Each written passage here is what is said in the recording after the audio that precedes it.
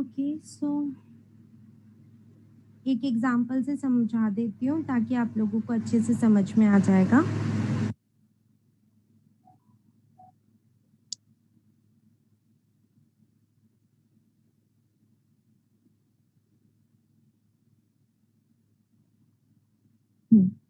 देखिए, से मेरी एजीएम का डेट फिक्स्ड है 30 सितंबर 2021 को मेरी एजीएम होनी है। ठीक है, बिफोर 21 क्लियर डेज मुझे क्या देना होता है, नोटिस देना होता है।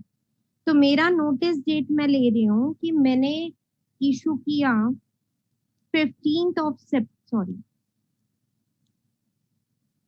ऑफ सितंबर 2021 को मैं नोटिस सर्कुलेट करूंगी। किसका नोटिस? एजीएम कॉलिंग के लिए।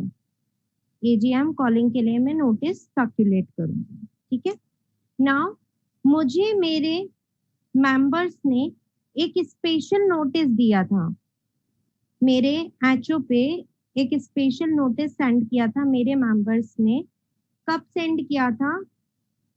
से 21 अगस्त 2021 को उन्होंने मुझे स्पेशल नोटिस सेंड किया था कि we did not want to appoint mister X as an auditor. Okay, as an auditor ये स्पेशल नोटिस उन्होंने मुझे सेंड कर दिया। तो मेरी फर्स्ट स्टेप क्या हुई कि मेंबर्स को स्पेशल नोटिस सेंड करना पड़ता है कंपनी के रजिस्टर्ड ऑफिस पे। कंपनी का जो भी ऑथराइज्ड पर्सन था, उस ऑथराइज्ड पर्सन ने स्पेशल नोटिस को पढ़ा। तो कंपनीज एक्ट ने उसके ऊपर एक रेस्पॉन्सिबिलिटी डाली है, क्या कि कंपनी को ये स्पेशल नोटिस सर्कुलेट करना पड़ेगा। स्पेशल नोटिस सेंड करना है। किसको सेंड करोगे भाई? जिसको हटा रहे हो उसी को ही सेंड करना पड़ेगा, ऑडिटर को सेंड करना पड़ेगा। नाउ कहीं पे भी टाइम नहीं दिया कि 2 दिन में करना है, 3 दिन में करना है, 4 दिन में करना है। एज सून एज पॉसिबल आपको सर्कुलेट कर देना चाहिए, सिंपल सी बात है। तो से मेरी कंपनी ने 23 अगस्त 2021 को ये स्पेशल नोटिस ऑडिटर को सेंड कर दिया। ऑडिटर के पास में रिसीव हो गया 23 अगस्त को। अब ऑडिटर के पास में क्या है? एक राइट है। क्या राइट है? कि आप रिप्रेजेंटेशन दे सकते हो, रिप्रेजेंटेशन दे सकते हो।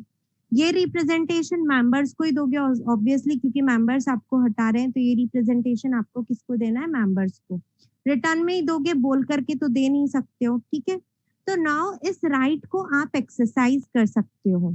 अब आपके पास में दो टाइम हो जाता है, दो चीजें ऑप्शंस हो जाते हैं कि या तो आपके पास अगर टाइम है तो नोटिस डेट है हमारी 5 सितंबर। 5 सितंबर को हम नोटिस सर्कुलेट करेंगे।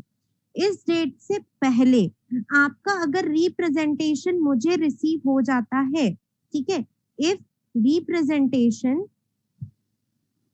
Received before 5th of September, ठीक है, देन जो ऑथराइज्ड पर्सन है कंपनी के अंदर, जो लॉज की कंप्लायंस कर रहा है, वो will send this letter, this representation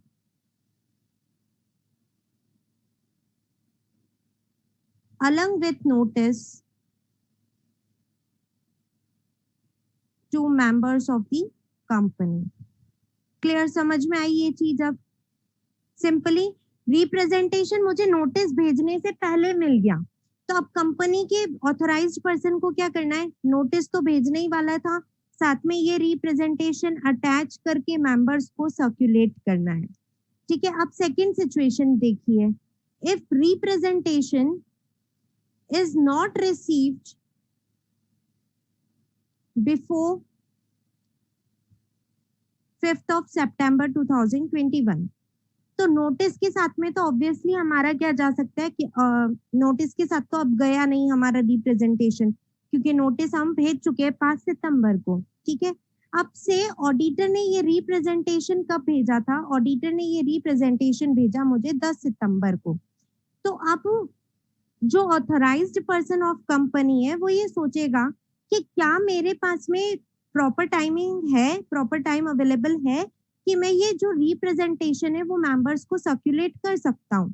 तो 30 सितंबर को मेरी एजीएम होनी है, मेरे पास 20 दिन है, तो ऑब्वियसली मेरे पास में इतना टाइम है कि मैं क्या कर सकता हूँ, ये रिप्रेजेंटेशन सर्कुलेट कर लेता हूँ, तो मेरे सारे मेंबर्स को ये रिप्रेजेंटेशन मिल जाएगा। ठीक है, तो ऑडी नाउ कंपनी वाला जो कंपनी का ऑथराइज्ड पर्सन है,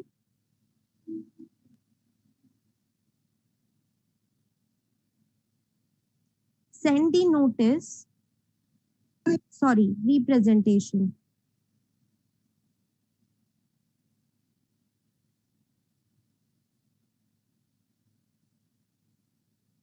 मैंने यहाँ पे शॉर्ट में लिखा है अकॉर्डिंग टू टाइम अवेलेबिलिटी। क्या मतलब है इसका? 10 सितंबर को भेजा तो कंपनी के ऑथराइज्ड रिप्रेजेंटेटिव को लग रहा है, पर्सन को लग रहा है कि यार 20 दिन मेरे पास सफिशिएंट है कि मैं मेंबर्स को ये रिप्रेजेंटेशन भेज सकता हूँ, तो वो भेज देगा। बट मान लो अगर ऑडिटर ने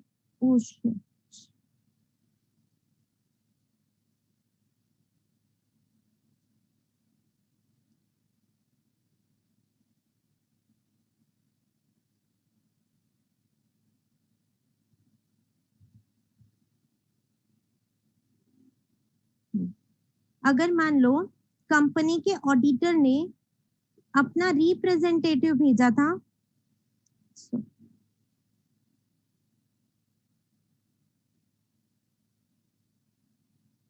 ऑडिटर सेंड रिप्रेजेंटेशन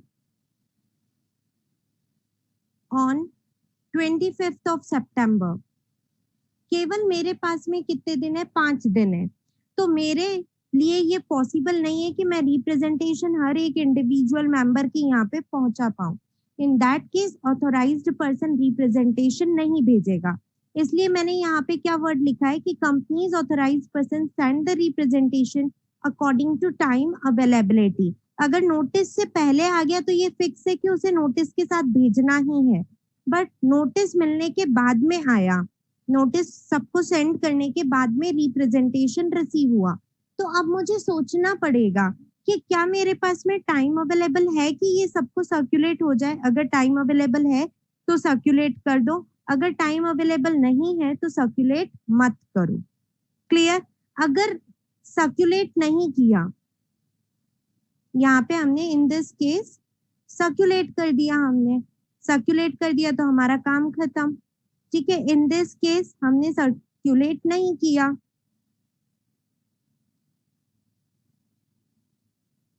ठीक है। बहुत रटने की जरूरत नहीं है, बहुत ही सिंपल सी चीजें आप अपने ऊपर लेकर के सोचो कि क्या करोगे। इन दिस केस सर्कुलेट हम नहीं कर सकते, टाइम अवेलेबल नहीं है हमारे पास में, तो अब ऑडिटर का रिप्रेजेंटेशन क्या खराब हो गया? कोई काम का नहीं है, तो ऐसा तो होगा नहीं। हम उसे क्या देंगे? एक अपॉर्चुनिटी देंगे। क्या अपॉर्चुनिटी देंगे? कि भाई तू अपना रिप्रेजेंटेशन एजीएम में सबके सामने पढ़ सकता है। हमने भेजा नहीं ना, तो अब अपसेट मत हो कि हमने भेजा नहीं है। हम आपको अपॉर्चुनिटी दे रहे हैं क्या? कि आप you can read your representation before AGM, ठीक है, बिफोर शेयर होल्डर्स। तो बात बराबर ही हो गई ना। हम अगर भेज देते रिप्रेजेंटेशन तो हर एक बंदा पढ़ लेता, और नहीं पढ़ पा रहा तो भाई तुम पढ़ करके सुना दो तुमने क्या लिखा है। क्लियर? सबको समझ में आई क्या क्या सिचुएशंस हो सकती है? यस मैम, आ गई। आ गई अच्छे से समझ में? चलिए अब मैम, यस, ये मैं इसको शॉर्ट में एक्सप्लेन कर दूं। सिंपल सी बात है, अगर स्पेशल नोटिस मिलने से पहले ऑडिटर का रिप्रेजेंटेशन आ गया, सॉरी, एजीएम का नोटिस सेंड करने से पहले मेरे पास रिप्रेजेंटेशन आ गया, तो मैं उस रिप्रेजेंटेशन को सबके उस नोटिस के साथ ही भेज दूंगी। आप सिंपल सा समझो, कोई मेडिसिन थी आपको मुझ तक पहुंचानी है, वो मेडिसिन आपके घर से मेरे घर पे कोई आ रहा है तो उसके साथ ही भिजवा दोगे या नहीं भिजवाओगे? साथ ही भिजवा दोगे। तो नोटिस मेरे पास में पहले आ गया, रिप्रेजेंटेशन मेरे पास पहले आ गया, तो नोटिस के साथ भिजवा दिया। ठीक है, अब वो बंदा तो निकल चुका था, मेडिसिन मेरे पास में उसके बाद में आई, तो अब आप सोचोगे ना मेडिसिन भिजवाऊं कैसे, ठीक है।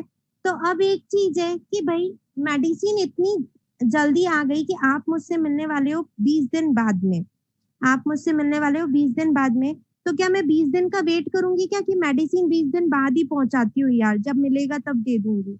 नहीं ना, मेडिसिन है, इंपॉर्टेंट चीज है, आपको मुझे पहले भिजवानी पड़ेगी। तो आपके पास में 20 दिन का टाइम है, तो आप मुझे उस मेडिसिन को भिजवा दोगे। तो यहाँ पे हमने कहा रिप्रेजेंटेशन भिजवा देगा कंपनी का बंदा। नाउ आपके पास में मेडिसिन उस समय रिसीव हुई है, उसके 2 दिन बाद ही आप मुझसे मिलने वाले हो, ठीक है। तो क्या आप पहले मेडिसिन का पैसा लगाओगे क्या मुझे कोरियर करवाने के लिए? नहीं लगाओगे ना, आप 2 दिन का वेट कर लोगे कि वो 2 दिन बाद में ही मुझसे मिल रहा है, तभी मेडिसिन हैंड ओवर कर दूंगी। समझ में आया? Yes ma'am. क्लियर सबको? तो अब अपन ने उसको क्या दे दिया, अपॉर्चुनिटी दे मैम दी। Yes, ma'am due to some reason अगर ऑडिटर एजीएम में नहीं आ पाया तो क्या होगा? वो अपने प्रॉक्सी को भेजता है, उसका मैम proxy- वो पढ़कर सुना देगा फिर वो हाँ, रिप्रेजेंटेशन। वो रिप्रेजेंटेशन उसका प्रॉक्सी पढ़ के सुनाता है, ठीक है। प्रॉक्सी मतलब समझते हैं ना, मेरी जगह मैंने मेरे Yes, अनदर ma'am. रिप्रेजेंटेशन को भेज दिया। Okay, now you can read your representation before share holders. Okay, now अब दूसरी चीज समझो यहाँ पे, ये तो हो गया थोड़ा प्रोविजन की नॉर्मल सी बातें। अब जो मेन प्रोविजन है वो ये आता है कि इस रिप्रेजेंटेशन में अगर ऑडिटर ने कुछ अब्यूजिंग वर्ड्स यूज में ले लिए हैं, ठीक है, कुछ ऐसे वर्ड्स यूज ले लिए हैं जिससे मेरी कंपनी को बहुत ज्यादा नुकसान होने वाला है, अगर ये रिप्रेजेंटेशन मैंने मेंबर्स को भेज दिया तो मेरी रेपुटेशन बहुत डाउन हो जाएगी। उसने अच्छा नहीं लिखा मेरी कंपनी के बारे में, है ना, रियलिटी की बात नहीं हो रही है, उसने बहुत ही ज्यादा अब्यूजिव मैनर के अंदर अपना रिप्रेजेंटेशन बनाया है। तो वो रिप्रेजेंटेशन मैं भेजूंगी, मैं मतलब ऑथराइज्ड पर्सन ऑफ कंपनी के पास में राइट है कि आप ये रिप्रेजेंटेशन ट्रिब्यूनल को भेज सकते हैं। आप एक ट्रिब्यूनल की यहाँ पे एप्लीकेशन लगा सकते हैं कि ये रिप्रेजेंटेशन हमें भेजा है ऑडिटर ने, हम उन्हें निकालना चाह रहे थे, हमारे सारा सिचुएशन बताएंगे, स्पेशल नोटिस पास हुआ था, हम उन्हें निकालना चाह रहे थे और उन्होंने अपना रिप्रेजेंटेशन इतना अब्यूजिव मैनर में लिखा है ना। वो अब्यूजिव मैनर कैसा हो सकता है, वो ऑडिटर खुद डिसाइड, मतलब खुद जिस तरीके से लिखा, अब वो कंपनी का ऑथराइज्ड पर्सन डिसाइड करता है कि ये अब्यूजिव मैनर है या नहीं है। ऐसी लैंग्वेज है जिससे कंपनी को प्रॉब्लम होगी क्योंकि इतने सारे शेयर होल्डर्स के सामने पढ़ा जाएगा, कंपनी की इमेज को प्रॉब्लम होगी, तो then it is in abusive manner. Tribunal को वो रिप्रेजेंटेशन भेजा जाता है, ट्रिब्यूनल उस रिप्रेजेंटेशन पे पढ़ता है और अगर ये सजेशन देता है कि yes this is in abusive manner और ये हमें शेयर होल्डर्स के सामने नहीं पढ़ना चाहिए, तो आपसे यानी कि ऑडिटर से ये राइट छिन जाता है कि ये रिप्रेजेंटेशन ना तो सर्कुलेट किया जाएगा, ना ही आपको opportunity of being heard up दिया जाएगा। आप इस लेटर को शेयर होल्डर्स के सामने नहीं पढ़ सकते हो। ये कब होगा, जब अब्यूजिव मैनर में आपने रिप्रेजेंटेशन बना लिया है, कंपनी ने रिप्रेजेंटेशन ट्रिब्यूनल को भेजेगा, ट्रिब्यूनल अगर हमें ऑर्डर दे देता है, पास कर देता है कि यस ये सारा नहीं पढ़ा जाएगा रिप्रेजेंटेशन, देन आपको एजीएम में ये राइट नहीं दिया जाएगा। क्लियर, समझ में आ गया? Yes ma'am. अब देखिए यहाँ पे फटाफट से स्पेशल नोटिस पास किया था, सबसे पहले रजिस्टर्ड ऑफिस पे जमा करवाया था, कंपनी ने इसको ऑडिटर को भेजा था, ऑडिटर ने रिटर्न रिप्रेजेंटेशन दिया था, कंपनी इसे सर्कुलेट कर देगी नोटिस और रिप्रेजेंटेशन दोनों मेंबर्स को इफ पॉसिबल नीचे पूरा समझा दिया। इफ नॉट पॉसिबल है तो हम क्या करेंगे, read the representation at AGM, पूरा सेक्शन यहाँ पे बहुत ही शॉर्ट में लिख दिया।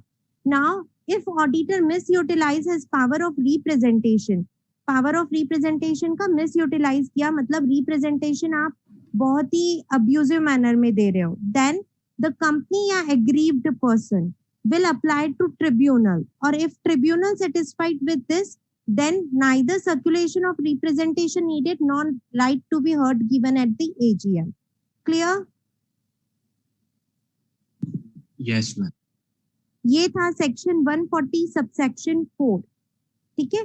अब है लास्ट सेक्शन, सब सेक्शन, जो कि हम कल स्टार्ट करेंगे क्योंकि ये थोड़ा सा बड़ा है, अभी 2 मिनट ही बचे हमारे पास में।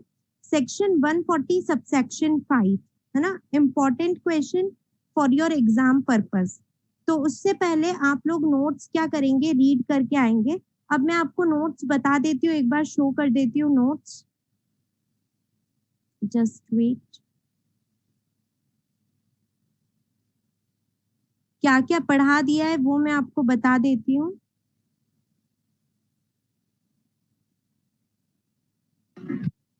मैम जो स्पेशल नोटिस था वो रजिस्टर्ड ऑफिस के पास जाएगा क्या? हाँ, रजिस्टर्ड ऑफिस पे सबमिट करवाना है हमको। और आरओसी के पास? आरओसी के पास नहीं जाएगा। ओके।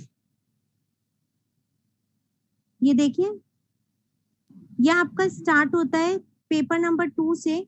यहाँ पे तो ये सारी चीजें लिखी हुई है जो हम पढ़ेंगे पूरे चैप्टर में, तो हमें ये तो कुछ मतलब नहीं है।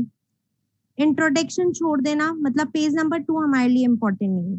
पेज नंबर 3 से आपका सेक्शन सबसेक्शन वाइज यहाँ पे हर एक चीज दी हुई है।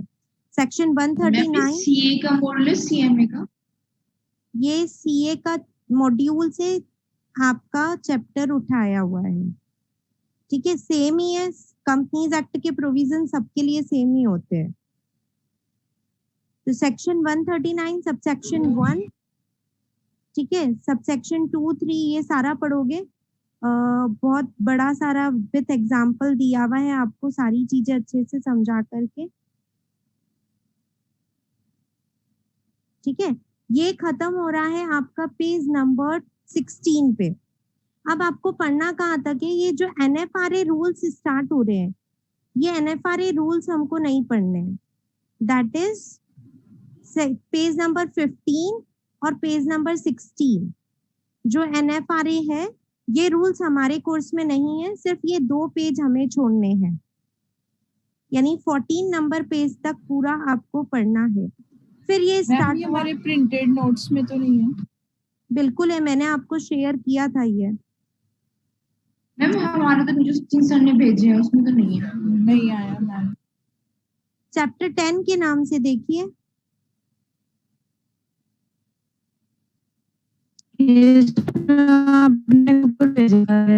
मैंने जो आपको व्हाट्सएप पे भेजे थे सारे नोट्स, उसमें चैप्टर 10 के नाम से ये है, और सचिन सर को भी मैंने भेजा था, उसमें चैप्टर 10 के नाम से ये है।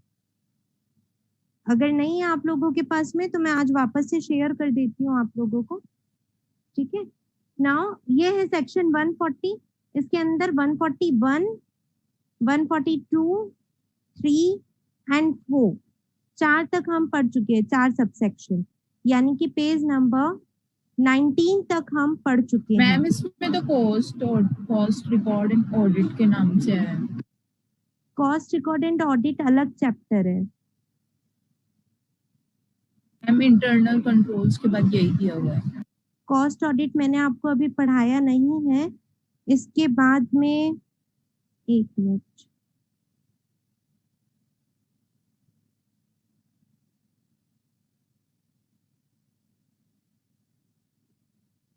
उसके बाद मिसलेनियस ऑडिट है। आप कॉस्ट ऑडिट एंड ऑडिट वाले चैप्टर में देखो, ये आ रहा है क्या पार्ट आपके पास में, क्योंकि मैंने तो अलग बनाई है इसका PDF, provisions for companies act के नाम से। कॉस्ट ऑडिट जो है वो, एक मिनट, कॉस्ट ऑडिट जो है आपका वो इस मैनर में प्रिंटेड होगा आपका,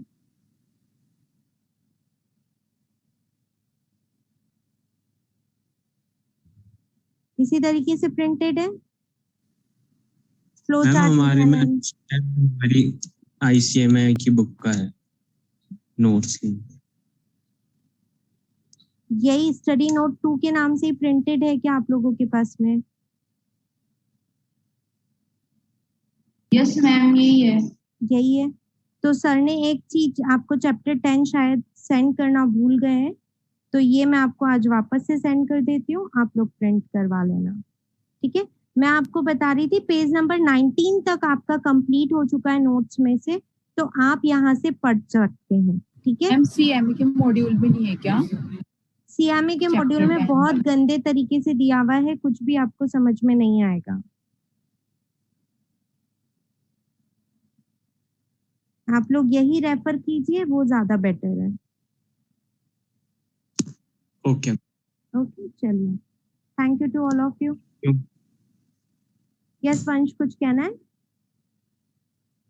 नो मैम, थैंक यू।